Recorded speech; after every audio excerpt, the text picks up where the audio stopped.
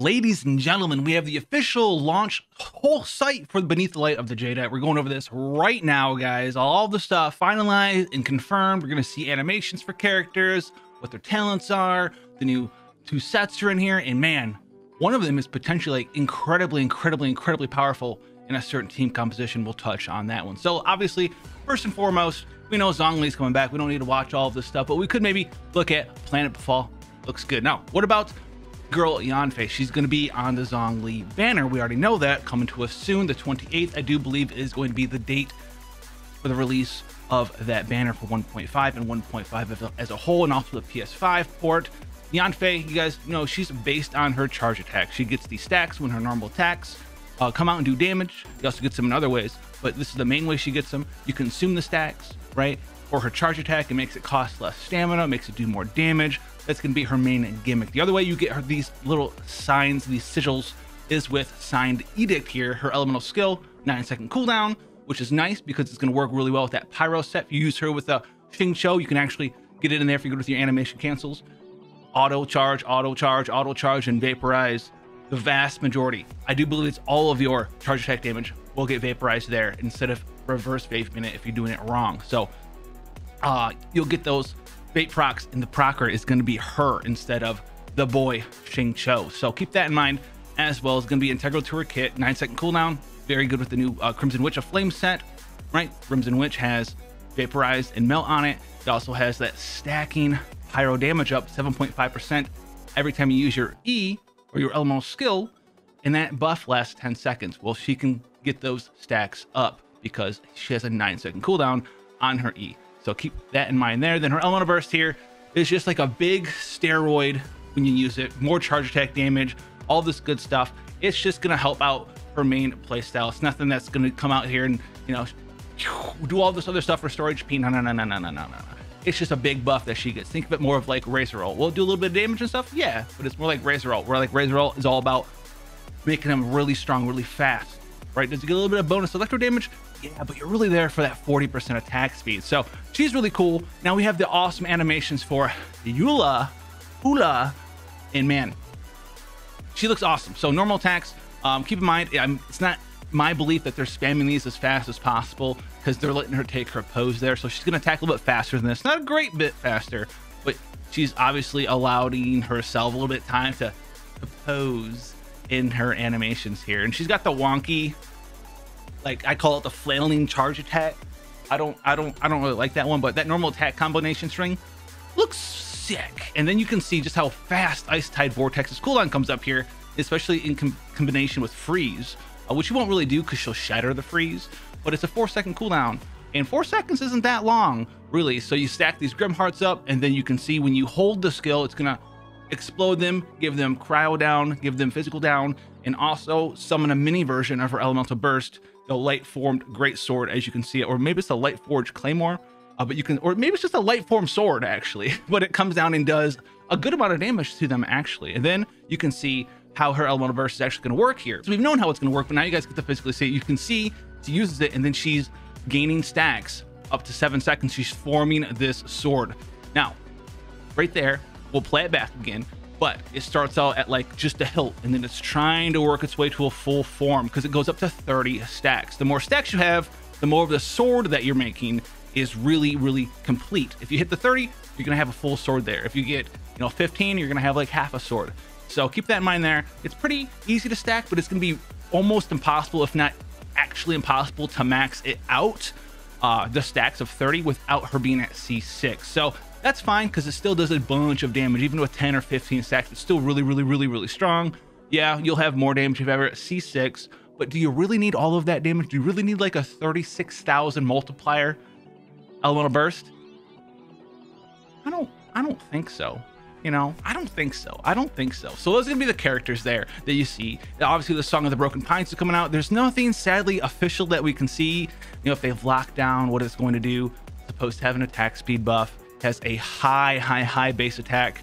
As word on the street was like 700 plus. We'll see what this does officially when it comes out. It does look really nice. I've seen a lot of you guys comment about just how nice the elegy weapons look, and they do look really nice. And they have that harmonic thing. So does this weapon, because it's part of the, you've guessed it, elegy weapons. So keep that in mind there. Now let's talk about this. One of these, I mean, these are both really good sets, especially when they've been finalized for sure, like double finalized. So Pale Flame is going to be the new physical daddy set on the street. 2-piece physical damage, 25%. 4-piece, when an elemental skill hits an opponent, attack is increased by 9% for 7 seconds. This effect stacks up to 2 times and can be triggered once every 0.3 seconds.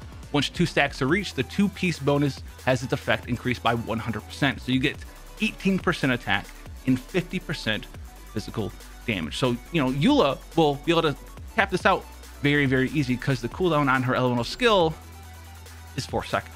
So hit it 4, get a stack, 4 seconds later, hit it again, boom, max stacks, consume your stacks, drop your elemental burst, good to go there.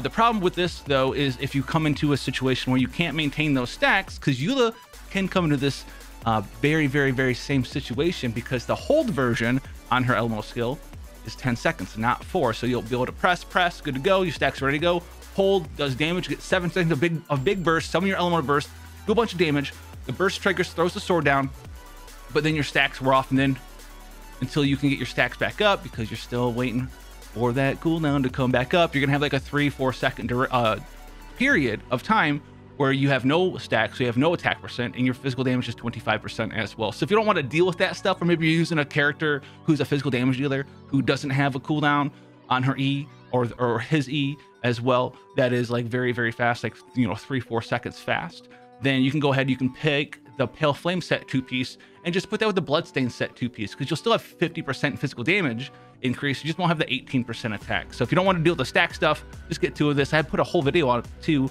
If that was your game plan, that's what you should do. Now this set right here, Tenacity of the Millet. This set is going to be good, but it could potentially be absolutely dumpster stupid good. All right, so this is the set, 2-piece, 20% HP. When an elemental skill hits an opponent, the attack of all nearby party members is increased by 20%, and their shield strength is increased by 30% for 3 seconds. This effect can be triggered once every 0.5 seconds, and it can still be triggered when the character who's using this artifact set isn't even on the field. So you have Zhongli out there, his pillars popping off. Every time it pulses, your whole party gets this effect. Every time it pulses, your whole party gets this effect, right? You have official Oz wearing this set, you know, shooting the little Oz particles, hitting people. While she in the back line, everyone gets this effect, right? You have your boy Albedo with the flower attacking someone, pulse, everyone gets this effect. Now the main reason that's also very, very strong, 20% attack, that's awesome. It's like wearing Noblest Oblige and using your elemental burst. This is if you have a character who is a backline support character, this can help them out by a ton by being a support character. And then don't underestimate the shield strength buff. If shield strength buffs are insanely strong, especially in conjunction with Geo shields. Now here's where this gets like really, really dumb though. Nowhere on here, and this could be changed in game, but Noblest Oblige says this effect cannot be stacked, right? They always have that, right? Zhongli's C2, right? Or the shield where it's got the 20% physical and elemental resist down, says this effect cannot be stacked. This doesn't say that.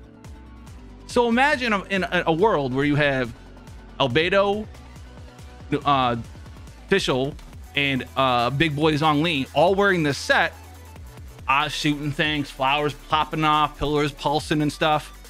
60% attack for your whole party and 90% shield strength at the same time. So you have like a physical carry character, like maybe like Eula or whatever, because you already have Eula, and then you proc Superconduct and you get 20% more physical resist down from the Zhongli shield, and the Zhongli shield's never going away because you have 90% shield strength and 60% free attack on the second highest base attack character in the entirety of Genshin Impact. And that sounds pretty good. It sounds like a pretty good squad. So keep that one in the back pocket of your mind, because if that can be stacked, man, Eula main, you've got all that stuff. I'm telling you, that's going to be a poppin' way to make a build in a team around that character. No, we have the different events here. Energy Amplifier Initiation here. You guys can see it. You get to, basically, if you played like Destiny 2 or a lot of other games do this with like their Battle Pass thing sometimes, they have like different buffs that you can give yourself for like the season. This is going to be very similar to that, except it's going to be different buffs you can give yourself for the duration of this event, and also like for this event specifically. So you're going to be collecting these fragments, and you can then use these fragments and give yourself a small little buff, like that one said, elemental burst damage for your whole party increased by 30%. Make an elemental burst focused team, throw that one in there. You can see there's different rarities, kind of self-explanatory there. but it's going to be a good time. I'm really looking forward to that event. It is a battle event. The other one I'm looking forward to is the Misty Dungeon. The Misty Dungeon here allows you guys to pick from preset characters that are already geared up. You can't use your items. You can't use your own character. You have to use these different preset characters. You do get to choose. There's like, I think there's like going to be like 8 or 10 different characters from you to choose from, and you make your own team and you go in and you do the Misty Dungeon. So from a gameplay perspective, it's still going to be like beat enemies within X duration or whatever to get out of the dungeon or activate the runes or do all these different things. But what's cool is that you guys can get your hands on maybe some characters you've never been able to play with before, right? Maybe you've always been like, where's my Kaching at? Where's my Kaching? I don't have Kaching. I would like to see and play with Kaching. You can pick Kaching in here and play around with her. So that would be pretty cool. I like that dungeon, or that, not dungeon, but that event there. Now we have Wind Trace, which is like the PvP mode that's getting added to the game temporarily. It's basically just hide and seek, but you guys have different abilities. You can hide, transform yourself with some transmogrification magics there. So that's gonna be pretty interesting to play with there. Hopefully it's up to 4 players. They're only showing it with 2 here, but I'm hoping it's up to 4 because this is players will be split into 2 sides, the rebels and the hunter. So hopefully it goes up to 4. There's 1 hunter, or maybe 3 people to find. Be very interesting there. Mimi Tomo is going to be the thing that I'm not really looking forward to that much. I'm like a combat guy. That's fine. You're going to be hunting down unusual hilly trails and trying to basically like figure out what their language means. So it's going to be that sort of thing. Get to hang out with your girl, Ella Musk, and hunt down hilly trails there. And then we have the teapot thing. Obviously, did a whole video on this. It's going to be the new endgame-ish activity here because there's more to it than just housing. There's going to be shops that you can build up and actually make purchases from, I think on a weekly basis, based on how big your house is. So how bigger your house is, the more stuff you have in it, the more this currency you get each week, and the more stuff you can buy. So we're trying to like not primo gems. Primo gems are a reward, but they're not in the shop. Trying to like things to level up your artifacts, level up your weapons, level up your character, because they are adding a new material for artifacts specifically, and you get Mora that you can buy weekly from the shop. So get in there. Definitely do this, even if you don't care about it. Just throw a bunch of stuff on the ground and throw a bunch of stuff on the ground in your house, kind of like my room behind me. Quickly here, we're gonna have 2 more bosses. We have the cryo hypostasis. You're gonna need this for, you know, Eula, and then we have the new weekly boss, Adaha, I do believe is how you pronounce that. This is a new weekly boss. Yes, another weekly boss. You know, 60 resin. Oh no, another 60 resin boss. Don't worry if you don't know. The first 3 bosses you fight, the weekly bosses a week, only costs 30 resin. So it's gonna be 30, 30, 30, 60 instead of 60, 60, 60, 60. That's gonna help you save a lot. If you can fight 4 bosses now for 30 less resin than it took to fight 3 bosses before, because before it took 180 total, 60, 60, 60, and now it takes 30, 30, 30, which is 90, plus another 60, so 150. So it actually costs you 30 less resin to do all your weekly bosses now, and you get 1 bonus boss, which is also very nice. This stuff's looking really chill. Let me know what you think about patch 1.5 so far. What are you looking forward to the most? Is it a character? Is it Zhongli coming back? Eula, YanFei coming in here to lure you up, or maybe lure you down a little bit. Anyways, guys, if you guys want to see more stuff like this, subscribe button, hit the notification, hit that bell, because it's the only way you're ever going to see me ever again, unless you find me on Google, which where everyone finds me, on Google, because I'm making SEO like master. But out of master, get people to subscribe somehow. I must be terrible.